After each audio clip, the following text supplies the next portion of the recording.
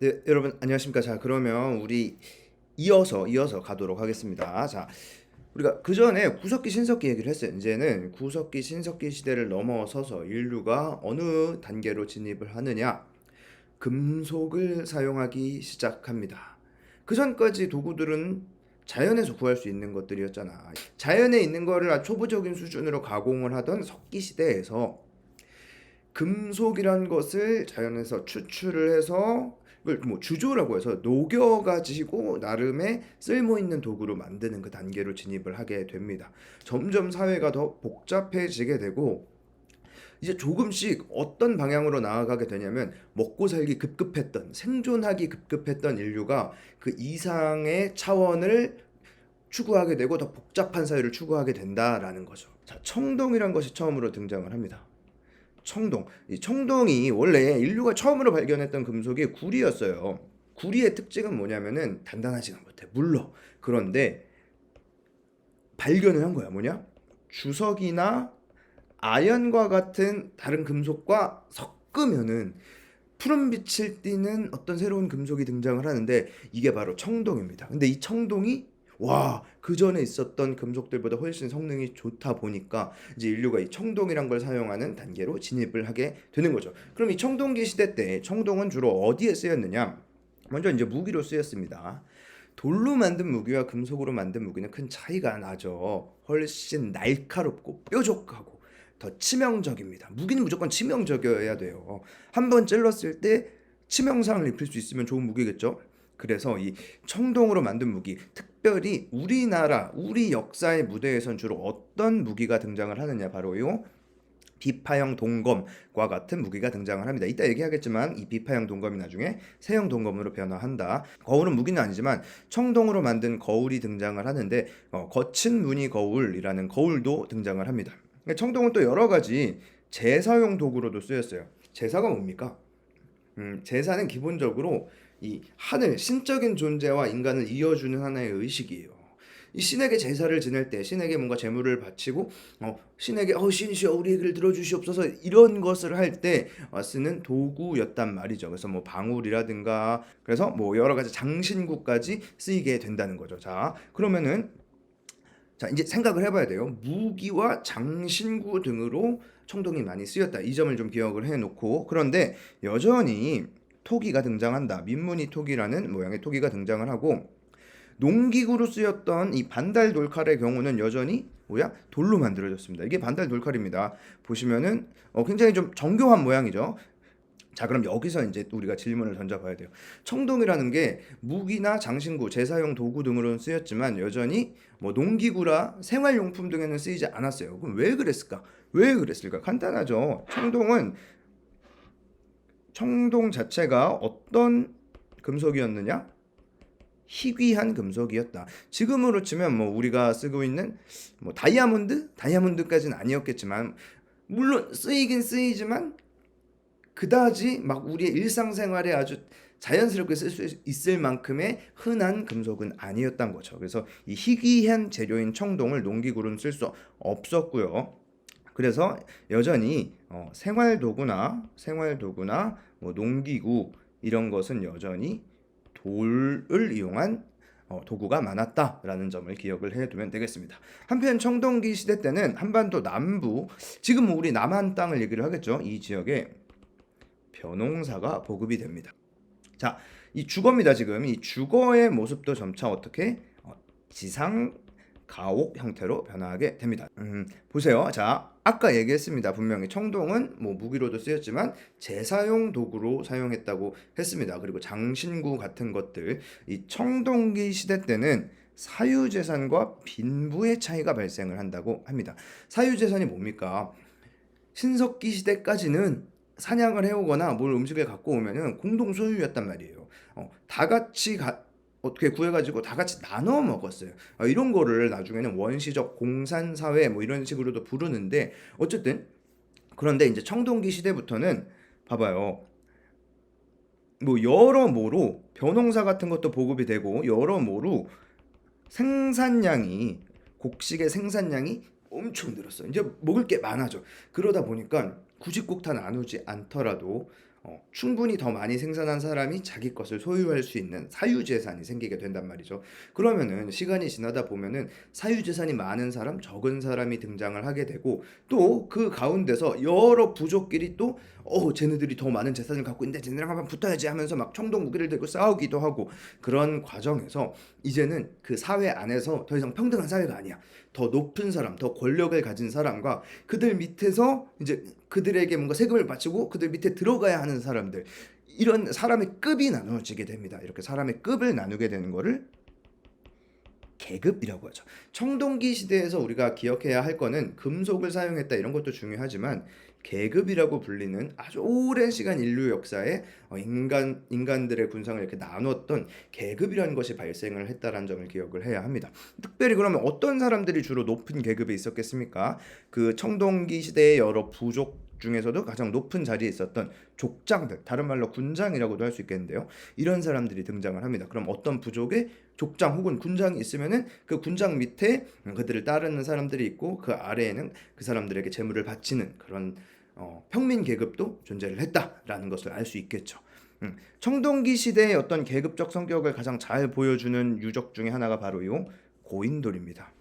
영상을 나중에 찾아보면 알겠지만 지금도 이런 거 만들긴 힘들어요. 돌이 굉장히 무겁잖아요. 근데 이 무거운 돌을 뭐 건축 기구들 하나들 없는 일반인들 수십 명이 몇 시간을 달라붙어가지고 돌을 낑낑대며 옮겨가지고 만드는 거예요. 실용적인 용도도 아니고 이런 쓸데없는 이런 무덤에다가 지배층 무덤에다가 엄청난 사람들이 동원됐다. 이것만 봐도 이 청동기 시대가 굉장한 계급 사회가 형성된 시대였다라는 걸 우리가 알 수 있는 거죠. 그래서 고인돌이 등장을 했다라는 것을 알 수 있습니다. 자, 한번 봅시다. 자, 여기로 한번 들어가 볼까요? 다시 청동기 시대를 다시 정리하면은 청동이란 게 등장을 하면서 이 청동으로 무기도 등장을 하게 되고요. 우리나라에선 대표적으로 비파형 동검이 청동 무기라 그랬죠.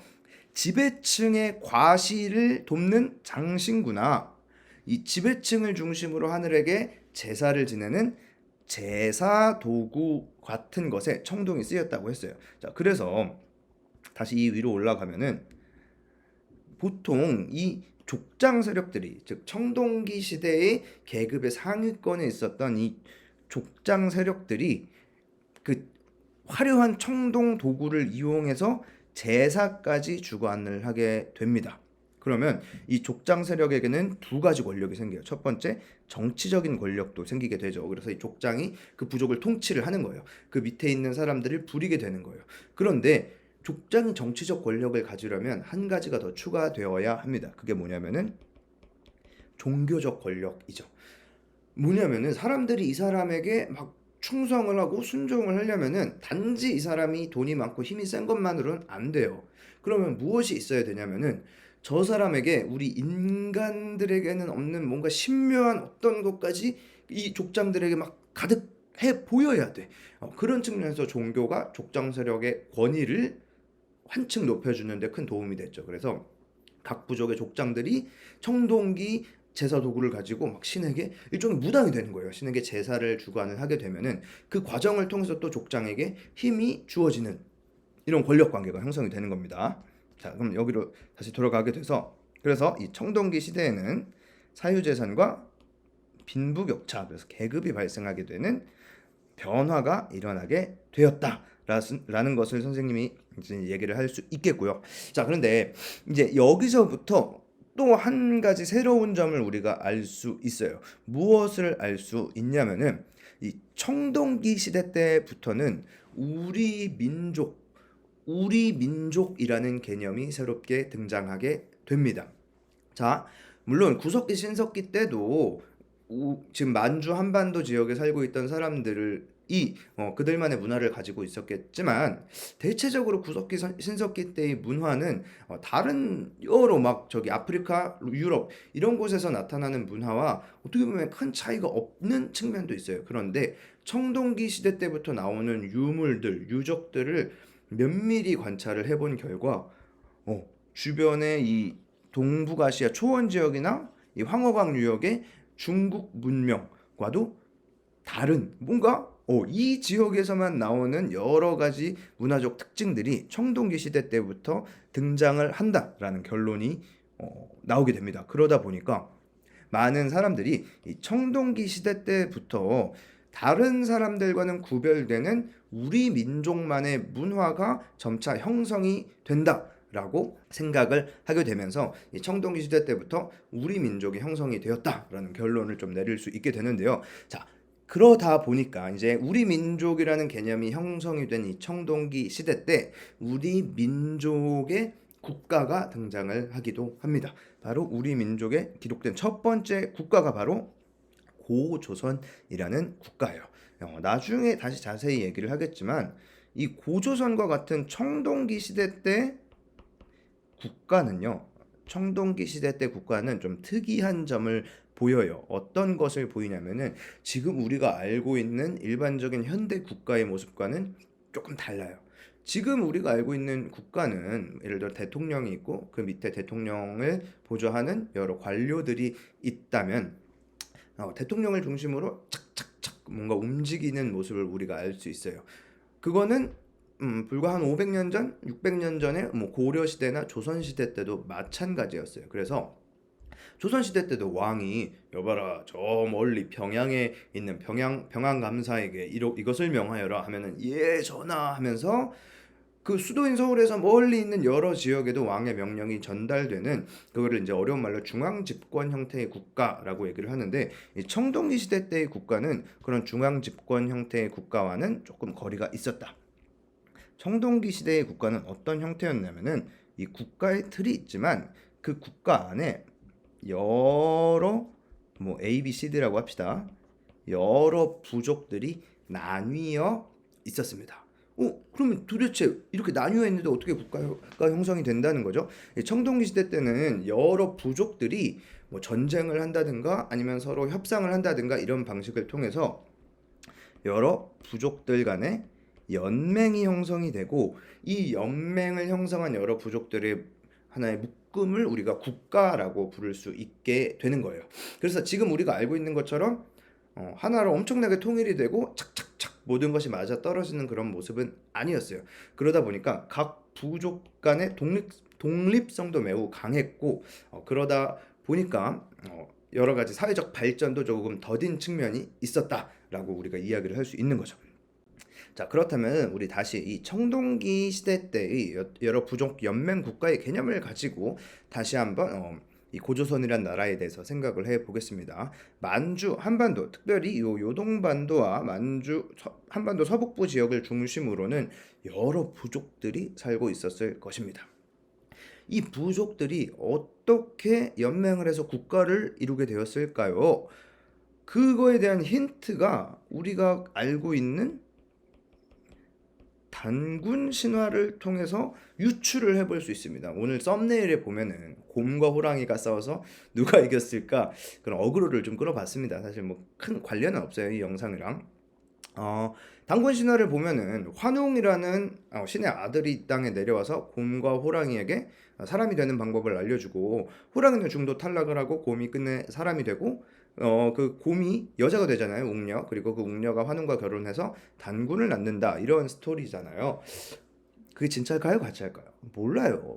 진짜일 수도 있어. 진짜일 수도 있는데 지금 역사 학계에서는 그 신화를 어떻게 해석을 하냐면은 그 환웅이라는 존재를 굉장히 우수한 농경 기술을 가지고 또 우수한 청동 제작 기술을 가진 어떤 선진 집단, 한마디로 청동기 시대 때 가장 빠르게 어떤 그런 기술을 발전시켰던 집단으로 생각을 해요. 이런 선진 집단이 주변의 여러 부족과 뭐 전쟁도 하고 뭐 협상도 하는 과정에서 그들과 연맹 국가를 이루는 과정을 이 단군 신화로 볼 수 있지 않겠느냐라는 해석을 하게 되는 거예요. 그러다 보니까 그 여러 부족 안에는 곰을 신으로 섬기는 부족도 있고 호랑이를 신으로 섬기는 부족도 있었는데 그 중에 호랑이 부족은 이 과정에서 이제 환웅 부족 선진 집단과 잘 맞지 않았고 곰 부족이 특별히 이 환웅 부족과 좀 연합을 맺어서 연맹 국가로 가는 기틀이 되었다. 이런 식으로 좀 해석을 하는 경향이 있습니다.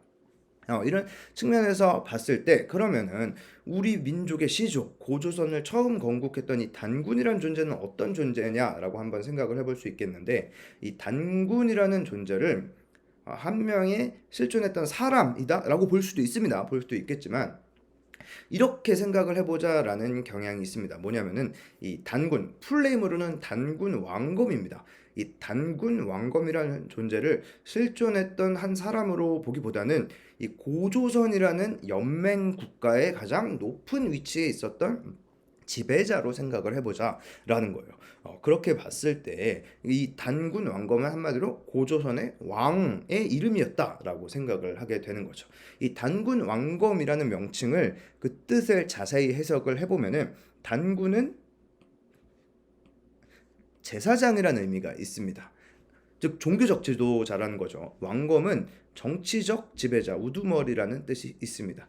그러면 그걸 풀어서 보면은 단군 왕검은 제사를 주관하는 존재이자 그 집단의 정치적으로 가장 높은 위치에 있었던 사람이다 라는 뜻이 됩니다. 지금 선생님이 했던 이 말을 아까 우리 청동기 시대를 얘기를 하면서 했던 말과 결합을 해보면은 뭔가 말이 돼요. 뭐가 되냐면은 그 부족의 족장 세력들이 자신이 가진 정치적인 권력을 더욱 강화하기 위해서 제사를 주관하여 종교적 권위까지 자신한테 가져온다라고 했지 않습니까? 그런 청동기 시대 때의 종교와 정치를 결합하려는, 이거를 어려운 말로 재정일치라고 하는데, 이런 재정일치적 성격을 단군 왕검이라는 고조선 최고의 지배자의 이름에서 우리가 알 수 있다라는 얘기인 거죠. 지금까지 좀 어려운 역사적 해석이었는데 사실 조금만 정리를 해보면 그렇게 어렵지 않습니다. 이 청동이라는 새로운 금속이 등장했던 그 시대에 여러 부족들 사이에서 이제 계급이 발생을 하게 되고, 또 우수한 무기, 우수한 농경 기술을 가지고 있던 부족이 다른 부족들을 또 끌어들이는 과정에서 여러 부족이 연합한 연맹 왕국이 등장을 하게 되었고, 고조선도 이 만주와 요동성, 한반도 서북부 지역 일대에서 등장했던 그런 연맹 국가 중의 하나로 우리가 해석을 할 수 있다. 근데 이 청동기 시대 때는 정치적 권력과 종교적 권력을 모두 가진 재정일치적 성격이 있었는데, 다시 말하자면은 그 국가의 최고 지배자는 정치적인 그 지배자이면서 동시에 그 나라의 어떤 종교적인 제사 이런 거를 모두 주관하는 제사장의 성격도 가지고 있었는데, 단군 왕검이라는 고조선의 지배자 명칭에서 우리가 그것을 해석할 수 있다. 이 점을 우리가 좀 기억을 해봤으면 좋겠고요. 자, 우리가 고조선의 영역이 어디였느냐라고 사실 특정하기는 쉽지 않습니다. 근데 여기 보면은 이렇게 지도도 있잖아요. 이 고조선이 대략 이 정도의 영역을 갖고 있었다라고 해석을 하려면은 이 지역에서 발굴되는 유물들이 공통점이 있고 다른 지역과는 좀 차이점이 있다라는 것을 좀 알 수 있어야 되는데요. 다른 말로 공통된 어떤 유물이 많이 발견되는 영역이 우리가 고조선의 영역이라고 볼 수 있다라고 많이 해석을 하게 됩니다. 그래서 그냥 어렵게 생각할 거 없이 이 고조선이라의 영역으로 추정되는 곳에서 공통적으로 발견되는, 즉 고조선의 유물들은 무엇이 있느냐라고 생각을 해보면은 크게 세 가지 정도로 정리가 돼요. 첫 번째, 비파형 동검. 아까도 얘기했잖아요. 우리나라의 영역에서 많이 발견되는 청동검이 뭐였다? 비파형 동검이었다. 또 토기로는 미송리식 토기. 왜 이름이 미송리식이냐면은 이 발견된 장소가 미송리라는 곳이어서 그래요. 그리고 탁자형 고인돌, 이것도 청동기 시대의 대표적인 유물 중 하나인데, 고조선의 고인돌은 좀 특이했다.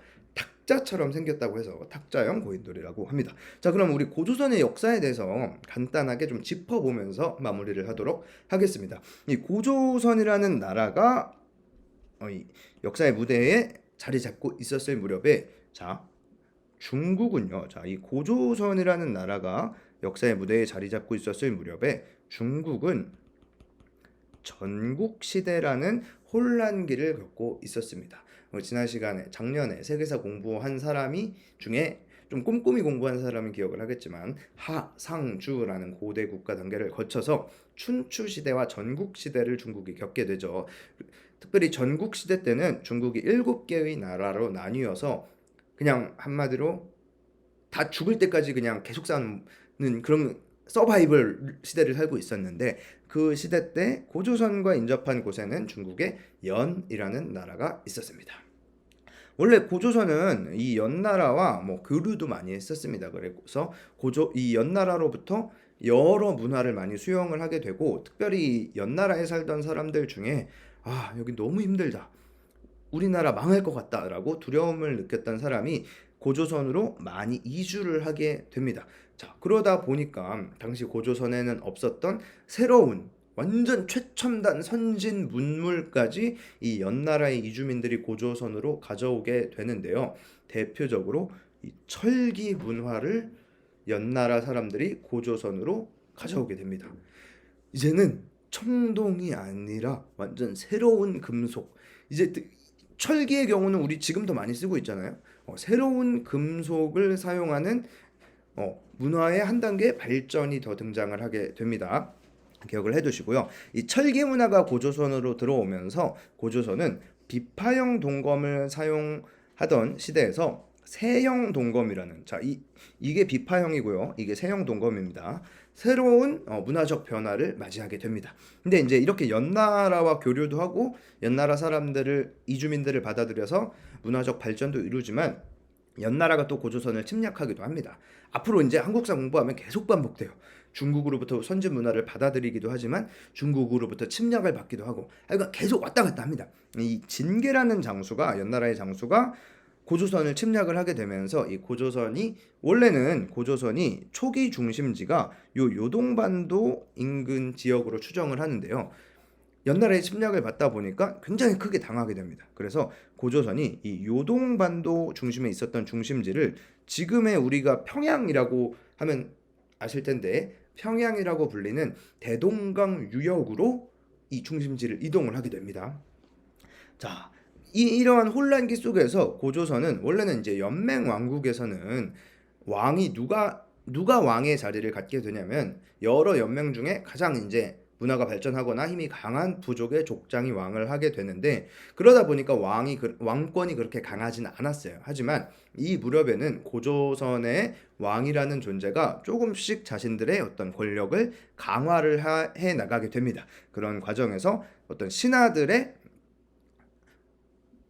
시스템을 정비하는 관료제를 정비하거나 이 왕의 세력을 확장을 하기도 하는 그런 변화가 일어나게 된다는 거죠. 자, 여기까지가 이제 고조선이라는 나라가 어떻게 변화했는지에 대한 대략적인 설명이었고요. 그 이후에 새로운 변화가 또 고조선에서 일어나게 됩니다. 바로 지배계층이 교체가 되게 돼요. 자, 춘추 전국 시대 이후에 중국은 새롭게 통일이 됩니다. 전국 시대를 진시황이라는 인물이 이끈 이 진나라가 완전히 통일을 하게 되고요. 근데 그 진나라가 얼마 못 가 멸망을 하잖아요. 그럼 진나라 다음엔 어떤 왕이 등장을 하느냐? 바로 한나라가 등장을 하게 되는데요. 자, 이 진나라에서 한나라로 중국의 왕조가 교체되는 즈음에 이 혼란을 틈타서 중국을 떠난 사람이 있었어요. 바로 이 위만이라는 사람이죠. 이 위만이라는 인물이 혼란한 시기를 틈타서 중국을 떠나게 되는데요. 그래서 이제 고조선에서 제발 저 여기 좀 살게 해주세요 라고 정착을 요청을 합니다. 그때 당시 고조선 왕이 준왕이라는 사람이었는데요. 오케이, 너 들어와서 국경지역을 수비해라 라고 굉장히 호의를 베풀게 됩니다. 그런데 이 위만이라는 사람이 굉장히 아주 그냥 시세 판단이 빠른 사람이었던 것 같아요. 잠깐 이 고조선에 정착을 하다가 고조선의 왕이었던 준왕을 몰아내고 자신이 이 고조선의 왕이 되는 거예요. 그래서 중국 이주민 출신의 위만이 고조선의 왕으로 등극을 하게 되는데, 그 시기를 위만조선의 시기라고 우리는 부릅니다. 중국에서 온 위만이 지배자가 되다 보니까 이 중국의 선진 문물이 고조선에 또 빠르게 전파가 되는데요. 그 과정에서 철기 문화, 철을 이용하는 문화가 훨씬 더 빠르게 고조선에 정착을 하게 되고 고조선의 문화가 굉장히 발전을 하게 됩니다. 이 철기 문화가 등장을 했다는 게 단지 쓰는 금속이 바뀌었다의 수준이 아니라, 철기 문화가 등장을 하면은 이제는 청동기 시대 때는 농기구는 돌을 사용했다 그랬잖아요. 이 철기 문화가 들어오게 되면서 일어나게 되는 큰 변화가 뭐냐면은 철로 농기구도 만들게 돼요. 어쨌든 점점 사회가 이제는 그 이전과는 다르게 굉장히 복잡한 사회로 변화를 하게 되고요. 즉 사회의 변화 혹은 발전이 일어나게 됩니다. 이제 사회 구조가 복잡해지게 되면은 사람들 간의 교류도 많아지고 사람들 간의 교류가 많아지면은 사람들 간의 갈등도 많아지게 되겠죠. 그 이전에는 특별히 잘잘못을 막 이렇게 복잡하게 따질 필요가 없었던 사회에서 이제 점점 사람들 간의 접촉이 많아지고 사람들 간의 갈등이 많아지다 보니까 이제는 이 갈등을 해결하는 기준을 만들 필요를 느끼게 돼요. 그러다 보니까 이 사회 발전의 대표적인 변화 모습으로 법이라는 게 등장을 하게 됩니다. 이제는 국가에서 어떤 판결을 내릴 때 법을 기준으로 판결을 하게 되는 하나의 발전의 모습을 볼 수 있게 되는 건데요. 지금 역사적으로는 고조선에서 이 8조법이라는 법이 쓰였다라고 추정을 하고 있습니다. 근데 무슨 법이 8개밖에 없느냐? 이거는 이제 우리가 초기 단계로 해석을 할 필요는 있을 것 같아요. 법이 필요할 만큼의 사회가 복잡화되긴 했지만 그렇다고 해서 뭐 이따만큼 법을 쌓아놓을 만큼 사회가 굉장히 복잡해지진 않았다. 즉 이제 복잡해지기 시작하는 단계다 정도로 생각을 하면 쉬울 것 같습니다. 그럼 8조법에는 내용이 어떤 것이 있느냐? 이 8조법 중에서도 우리에게 남겨진 법조항은 한 3개 정도밖에 없습니다. 첫 번째, 살인에 관한 조항, 상해에 관한 조항, 도둑질에 관한 조항인데요. 전해지는 법령에 의하면 살인을 하면 어떻게 될까요? 살인을 하면은 똑같이 죽음으로써 보답을 해야 된다. 그래서 살인을 한 자는 사형을 한다. 누군가를 상해를 입힌 자는 어떻게 하느냐? 곡물로써 그것을 배상한다. 도둑질한 자는 어떻게 하느냐? 노비로 삼는다. 이런 류의 법 조항이 남아 있습니다. 근데 이제 우리가 굳이 우리가 법학과 학생들은 아니다 보니까 이 법을 외울 필요는 없는데 우리는 역사를 공부하는 사람들이잖아요. 그러다 보니까 그 법을 통해서 그 사회의 모습을 추론을 하는 훈련은 필요합니다. 우리가 이 법을 통해서 당시 고조선 사회가 어떤 상황이었느냐라고 추론을 해보면은 첫 번째로 자 누군가 다치게 했을 때 곡물로서 갚는다고 하죠. 그럼 이걸 통해서 뭘 알 수 있느냐? 고조선 사회에서는 개인 재산, 즉 뭔가를 갚아주고 뭔가를 받는 개인 재산이 존재를 했다. 즉 사유 재산이 존재했다라고 알 수 있습니다. 두 번째로 노비로 삼는다는 말을 통해서 이 고조선 사회는 어떤 사회다? 맞습니다. 노비가 있고 주인이 있는 신분 사회였다라는 것을 추론을 할 수 있게 되는 거죠. 이러한 고조선이 우리 지금 이렇게 왔습니다. 이렇게 왔는데요. 이러한 고조선이 어떻게 멸망했는지까지만 하고 오늘 강의를 마칠 건데요. 고조선이 어떻게 멸망했느냐? 위만조선이 이제 한창 그 발전 단계를 가고 있었을 무렵 당시에 이제 왕이 우거왕이라는 왕이 다스리고 있었습니다. 위만의 후손이었겠죠. 이 우거왕 때에 당시 중국은 어떤 상황이었느냐? 진나라가 무너지고 한나라가 등장을 하게 됐는데 한나라의 여러 황제들 중에 무제라는 황제가 한나라의 최고 지배자로서 자리 잡고 있었을 때였습니다. 그런데 이 무제라는 한나라 황제에게는 엄청난 골칫거리가 있었는데 그 골칫거리가 바로 이 만리장성 너머의 유목민족 흉노였어요. 미워 죽겠어. 이 흉노를 어떻게든 공격을 해서 다시는 까불지 못하게 만들어야 돼. 그렇게 무제가 고민을 하고 있을 무렵 흉노를 치기 전에 먼저 좀 짓밟아줘야 할 세력이 있다라고 느꼈는데 그게 바로 여기 고조선이었습니다. 이 조선을 짓밟아 놔야 흉노와 싸울 때 훨씬 편하겠다라고 생각을 하기도 했고요. 또 한편으로는 이 고조선이 한나라한테 또 미운 짓을 많이 하긴 했어요. 뭐냐면은 요 밑에 진이라는 나라라고 하기도 좀 그렇고 어쨌든 막 세력들이 있었는데 이 진이 한나라에 조공을 바치고 우리랑 교역해요 라고 하고 싶은데 고조선이 이걸 막아버렸어요. 왜 막아요? 대신 야 고조선이 진한테 너네는 우리와만 교역을 해. 우리가 대신 한나라 물건을 전해줄게. 이런 거를 중개무역이라고 하는데요. 이 중개무역을 독점하면서 하여간 한나라의 심기를 굉장히 거스르게 했습니다. 그래서 이 한 무제가 어떻게 하느냐? 흉노와 연합하는 것도 맞고 이 건방진 놈들을 혼내줄 겸 엄청난 군대를 이끌고 이 고조선을 공격합니다. 여러 시간 동안 항쟁을 하지만 끝끝내 고조선은 멸망을 하게 되고요. 고조선의 수도 왕검성이 함락이 됨으로써 고조선은 역사의 무대 뒤로 사라지게 됩니다. 그러면은 이 고조선 땅은 어떻게 되나요? 이 고조선 땅에는 한 무제가 군현을 설치를 하게 됩니다.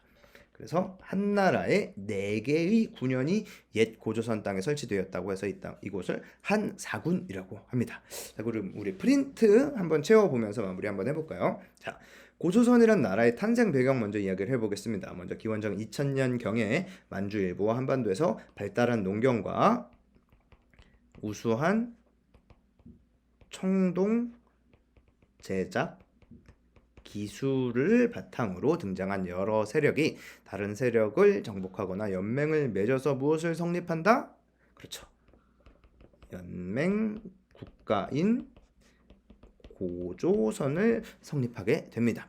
자, 이때 이 고조선의 지배자의 명칭인 단군 왕검에서 단군은 종교적 지배자 제사장을 뜻하는 단군이고요. 왕검은 무엇을 뜻하죠? 그렇죠. 정치적 우두머리를 뜻하기도 한다. 이 점을 좀 기억을 해주시면 좋겠습니다.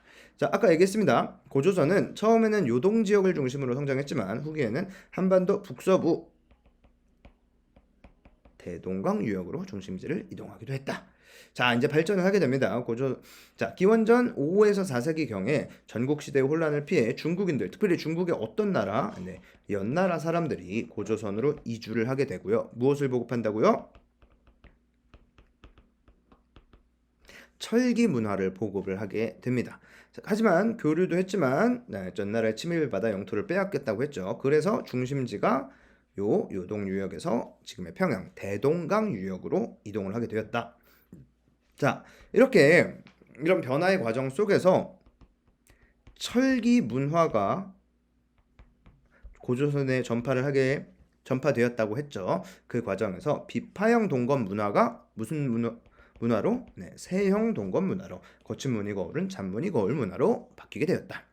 한편 그때 왕권이 강화가 되고 또 그 왕을 중심으로 고조선은 세력을 확장을 하기도 한다. 그래서 이런 관료제가 정비되기도 한다라고 얘기를 했습니다. 자, 그리고 나서 이제 고조선을 우리가 생각할 때 마지막 단계입니다. 위만조선. 기원전 2세기경 진나라가 멸망하고 한나라가 세워질 무렵 누구죠? 위만이 이주하여 준왕을 몰아내고 왕이 되고요. 그 과정에서 철기 문화는 더욱 발전하게 되고 사회가 발전하면서 사회가 복잡해지고 다양한 신분층이 형성이 됩니다.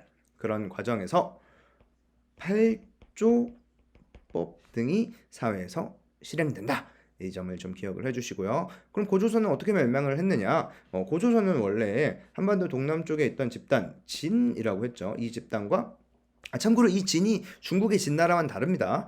중개 무역을 실시해서 한나라를 조금 짜증나게 만들었고 한나라는 또 고조선이 흉노와 연결되는 것을 막고자 이 고조선을 공격을 했고 결국 한나라는 우거왕이 다스리는 고조선의 수도인 왕검성을 함락을 시키면서 고조선을 멸망시켰다. 여기까지가 고조선 이야기였습니다.